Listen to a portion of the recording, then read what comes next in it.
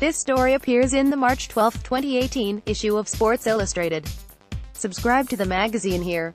On Valentine's Day, versions of the best-known love poem bounced around the internet. The moderator of the Twitter feed that represents Reddit's college basketball subgroup published 11 different verses. This was the 9th, "Roses are red.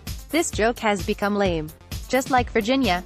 Who's ruining our game?" The sentiment in that punchline is now as tightly attached to Coach Tony Bennett's team as Cavaliers forward Isaiah Wilkins is to opposing ball handlers, especially as UVA, 28-2, and the ACC regular season champs, closes in on the top seed in the NCAA tournament. USA Today writer Nate Scott offered a more detailed take on the Bennett era in 2015, when the Cavs were on their way to a No.2 seed. UVA basketball is paint drying, grass growing, 6th period algebra boring. Coach-turned-ESPN analyst Fran Fraschilla prefers a different adjective. "I don't subscribe to the theory that it's boring basketball," he says. "It's winning basketball. True, grinding defense, plodding pace, and minimal scoring may not make for aesthetically pleasing hoops. In fact, it may be the reason no other Final Four favorites mimic the Cavaliers. But UVA is playing its style better than ever this season, with the finest collection of athletes Bennett has coached. His pack line D has evolved into a living organism that SA teams will to score." According to stats guru Ken Pomeroy, Virginia's adjusted defensive efficiency as of March 3 was 83.9. That means with the data adjusted for the tempo played by the Cavaliers' opponents, teams scored 83.9 points every 100 possessions. A top 50 offense this season scores at least 113.8 points every 100 possessions. If this holds through March, Virginia will have played the most dominant defense since Pomeroy began tracking these stats in 2002. At times, the UVA defense is less a matter of strategy than a piece of performance art. On Feb. 24, the Cavs led Pitt at halftime 30-7, yes, 30-7, en route to a 66-37 blowout. That's to be expected when a number 1 squad, whose coach excels at inspiring consistent effort, faces one of the worst major conference teams in history. But wide open, big dance-bound North Carolina didn't fare much better against the pack line. In a visit to John Paul Jones Arena on January 6, the Tar Heels shot 29.6% and fell 61-49. It was a big ol' butt-kicking. North Carolina coach Roy Williams said afterward, "Their defense was a million times stronger than our offense." Bennett comes by his approach honestly, having learned from the pack line's originator. He played for Father Dick at Wisconsin Green Bay and then coached under him at Wisconsin and Washington State before taking over the Cougars in 2006.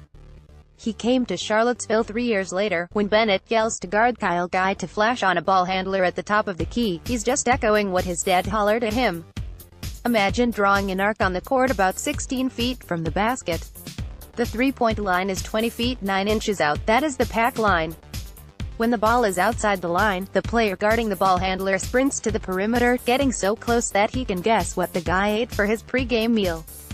The 4 other Cavaliers cluster inside the line, even if the players they are guarding are outside it.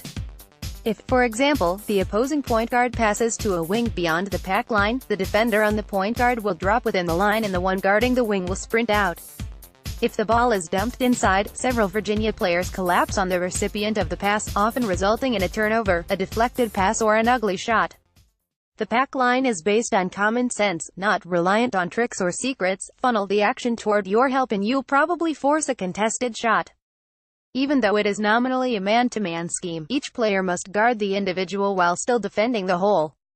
For the Cavs, a shot clock violation is the IEST possible defensive outcome because it accomplishes 2 of the Bennett's major goals, allowing no points and reducing the number of possessions in the game.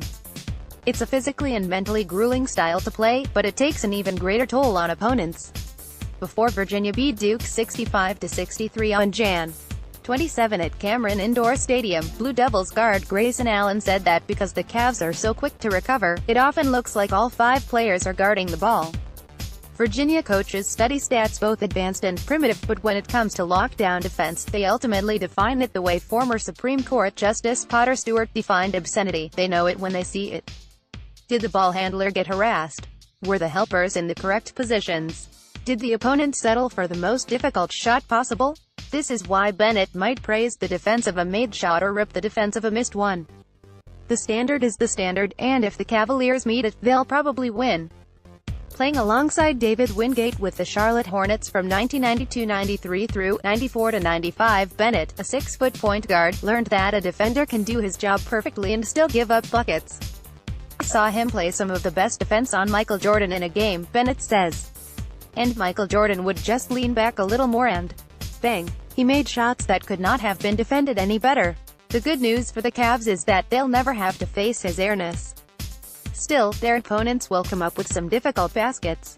"We're not perfectionists, but with our defense, 70% of a team's scoring is them hitting a tough shot," Guy says. "We live with that." The Cavaliers practice the pack line in its purest form in what they call the closeout drill. The defensive unit gets a breather if it can force the offense to miss a contested shot, allow a basket, or an easy look, and the D stays on the floor. This forces Virginia's players to maintain the principles of the pack line even when they are exhausted. In past seasons,